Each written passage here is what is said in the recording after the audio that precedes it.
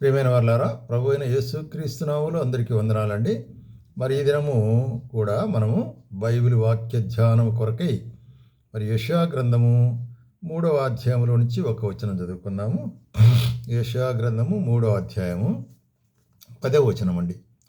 మీకు మేలు కలుగునని నీతిమంతులతో చెప్పుము, వారు తమ క్రియల ఫలము అనుభవింతురు. కాబట్టి యెషయా ద్వారా దేవుడు సెలవిచ్చే మాట ఏంటంటే, మీకు మేలు కలుగును. ఎవరికి? నీతిమంతులతో చెప్పుము, వారు తమ క్రియల ఫలమును అనుభవింతురు. కాబట్టి దేవుడు మరి నీతిమంతులైన వారిని, నీతిమంతులు అంటే ఎవరు? దేవుని యొక్క మరి ఆజ్ఞను పాలిస్తూ, దేవుని యొక్క మాటలు వింటూ, దేవునియందు నిలిచుండు వారు మరి నీతిమంతులు. ఎందుకంటే ఆయన నమ్మిన వారిని ఆయన నీతిమంతులుగా తీర్చివడుకుంటున్నాడు. కాబట్టి ఆయన నమ్మి ఆయనది విశ్వాసం కలిగినట్టు మనము, నీవు నేను ఒకవేళ నమ్మి ఉన్నట్లయితే మీరు మరి మనకేమంటున్నాడంటే మేలు కలుగును అంటాడు. నీకు మేలు కలుగును. అంత మాత్రం కాదు, నువ్వు చేసేటువంటి క్రియలు ఉంటున్నాయి చూడు, నీ పనులు, నీ పనిబాటు, నీ ఉద్యోగం, వాటి ఫలము నీవు అనుభవించదవు. కాబట్టి మన యొక్క క్రియల ఫలము మనకు మరి దొరికేదిగా ఉంటుంది అన్నమాట కదా. కొన్నిసార్లు ఎంతో ఈ లోకంలో ఉండేవాడు ఎంత కష్టపడినా ఏం ఫలం లేదని అంటాడు చూడు, అట్లుండదు. నీతిమంతులకు దేవుడిచ్చే ఆశీర్వాదము ఫలభరితమైన ఆశీర్వాదంగా ఉంటుంది అనేటువంటిది. అందుకొరకే మరి యోబు ఒక మాట చెప్తాడు. యోబు గ్రంథము 36వ అధ్యాయము యోబు గ్రంథము 36వ అధ్యాయము మనం చూసినట్లయితే 7వ వచనం ఏమంటాడు ఇక్కడ? 7వ వచనములో, నీతిమంతులను ఆయన చూడకపోడు, సింహాసనం మీద కూర్చుండు రాజులతో ఆయన వారిని నిత్యము కూర్చుండబెట్టును. కాబట్టి నీతిమంతులను చూడకపోడు అంటే అర్థం ఏంటి?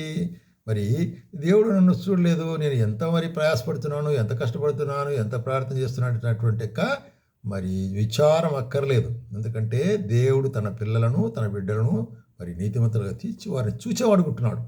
ఆయన కన్నులు వారి మీద దృష్టి కలిగిందిగా ఉండి ఏం చేస్తాడంట? సింహాసనం మీద కూర్చుంటే రాజుతో కూడా హెచ్చించును. అంటే నీ జీవితంలో నిన్ను హెచ్చించేవాడుగా ఉంటున్నాడు ఆయన. నేను చూసేవాడు మాత్రమే కాదు, నిన్ను హెచ్చించేవాడుగా ఉంటున్నాడు. అందుకొరకే దావీదు ఏమంటాడంటే కీర్తనలో మనం చూస్తున్నాం, 34వ కీర్తన 15వ వచనంలో ఏమంటాడు ఇక్కడ? యెహోవా దృష్టి నీతిమంతుల మీద ఉన్నది, ఆయన చెవులు వారి మరొకొక్కిన. కాబట్టి ఆయన దృష్టి, ఆయన చెవులు, అర్థమైందండి? ఆయన దృష్టి ఎవరి మీద ఉన్నది? నీతిమంతుల మీద. అట్లాగే ఆయన చెవులు అంటే మన విన్నపములు, మన విజ్ఞాపన, మన ప్రార్థన మీద ఉంటున్నది. కాబట్టి మనము పిలిచినప్పుడల్లా దేవుడు మనకు సహాయం చేసేవాడు ఉంటున్నాడు, పలికేవాడుగా ఉంటున్నాడు అనే కార్యాన్ని తెలియపరిచేది. అదే దావీదు కీర్తన 37లో ఏమంటున్నాడంటే, దావీదు కీర్తన 37 మరి 25వ వచనం నుంచి చదువుతున్నట్లయితే, నేను చిన్నవాడనేంటిని ఇప్పుడు ముసలివాడనే ఉన్నాను, అయినను నీతిమంతులు విడవబోట కానీ వారి సంతానం భిక్షమెత్తుట కానీ నేను చూచి ఉండలేదు. ఎంత గొప్ప సాక్ష్యం అండి ఇది. It is a living test money. దావీదు అంటాడు, ఇదే థియరీ కాదు, దిస్ మై ప్రాక్టికల్. ఎట్లంటే నేను చిన్నవాడనేంటిని కానీ ఇప్పుడు ముసలివాడనే, అంటే నా చిన్నతనం నుంచి ముసలివాడనేంతవరకు కూడాను ఆయన నీతిమంతులను విడుచుట కానీ వారి సంతానం కూడా భిక్షమెత్తుట కానీ నేను చూచి ఉండలేదు. కాబట్టి ఎట్లాగుంటుందంటే దేవుడు మన నీతిమంతులైన వారిని ఆశీర్వదించి, వారిని మాత్రమే కాదు వారి సంతానాన్ని కూడా ఆశీర్వదించేవాడు ఉంటాడు. కాబట్టి నేను విడువను ఎడబాయనంటున్నాడు కదా. ఆయన మనను విడువడు ఎడబాయడు. అందుకొరకే 92వ కీర్తనలు ఏమంటాడంటే 12వ వచనములో, నీతిమంతులు ఖర్జూర పురుషములే మొవ్వు వేయుదురు, లెబనోను మీద దేవదారు వృక్షములే వారు ఎదుగుదురు. కాబట్టి నీతిమంతులైన వారిని ఆయన ఏం చేస్తాడంటే అభివృద్ధి చేసేవాడు అంటున్నాడు. అట్లాగే వారు దేవుని ఆలయంలో వర్ధిల్లుదురు అంటున్నాడు. కాబట్టి దేవుని ఇంట్లో వర్ధిల్లుట అంటే ఆశీర్వాదాలు పొందేవాళ్ళు ఉంటారు. ఎప్పుడు చూసినట్లయితే మరి 15వ వచనంలో, వారు ముసలితనమందు ఇంకనూ చిగురు పెట్టు పచ్చగానందురు. అది చాలా ఇంపార్టెంట్. ముసలితనమందు కూడా ఇంకా. కాబట్టి ఎట్లాగుంటుంది అంటే దేవుని యొక్క ఆశీర్వాదం నీతిమంతుల విషయమే ఆయన మరి సుదీర్ఘమైన ఆశీర్వాదం మనకి ఇచ్చేవాడుకుంటున్నాడు. అందుకొరితే మరి మనము దీంట్లో చూస్తుంటున్నాం, సామెతల గ్రంథంలో ఒక మాట చూస్తాం, 4వ అధ్యాయం 18వ వచనంలో ఏమంటాడంటే, పట్టపగలు వరకు వేకువ వెలుగు తేజరిల్లినట్లు నీతిమంతుల మార్గం అంతకంతకు తేజరిల్లును. అంతకంతకు తేజరులను అంతకంతకంటే స్టెప్ బై స్టెప్ అంటే ఎట్లాగా నీవు లోబడుతూ ఆయనలో సాగుతూ ముందుకుంటే స్టెప్ బై స్టెప్ అడుగు మీద అడుగు పైకి మనలో అభివృద్ధి పరిచేవాడు ఉంటున్నాడు దేవుడు అనేటువంటి కార్యాన్ని మనం మరి చాలా బాగా గుర్తుపెట్టుకోవాల్సి ఉంటున్నాం. అదే మరి 27లో కూడా మాట అంటాడు, యథార్థవంతుడగు నీతిమంతుని పిల్లలు వాని తదనంతరము ధన్యులగుదురు. కాబట్టి నీతిమంతుల పిల్లలు చూడండి ఎట్లాగా ఆశీర్వాదం ఇస్తున్నాడు దేవుడు. నీతిమంతులు మాత్రమే కాదు, యథార్థ కలిగినట్టు నీతిమంతుడు వాని పిల్లలు ఏం పొందుతారంటే ఇక్కడ మరి ఆశీర్వాదము పొందేవాళ్ళు ఉంటున్నారు, ధన్యులగుదురు అంటున్నాడు. ఎంత గొప్ప మరి దేవుడు మన దేవుడు. ఆయన నీతిమంతులను విడువడు, వారిని హెచ్చిస్తాడు, వారిని గణపరుస్తాడు, వారిని వర్ధిల్ల చేస్తాడు.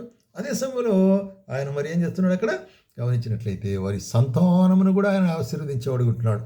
అందుకొరకే ఏమంటాడంటే మత్తయి సువార్త 13వ అధ్యాయంలో ఒక మాట చెప్తాడు. మత్తయి సువార్త 13వ అధ్యాయంలో మరి 43వ వచనం ఏమంటాడు, అప్పుడు నీతిమంతులు తన తండ్రి రాజ్యంలో సూర్యుని వలె తేజరిల్లుదురు, చెవులు గలవాడు వినుగాక.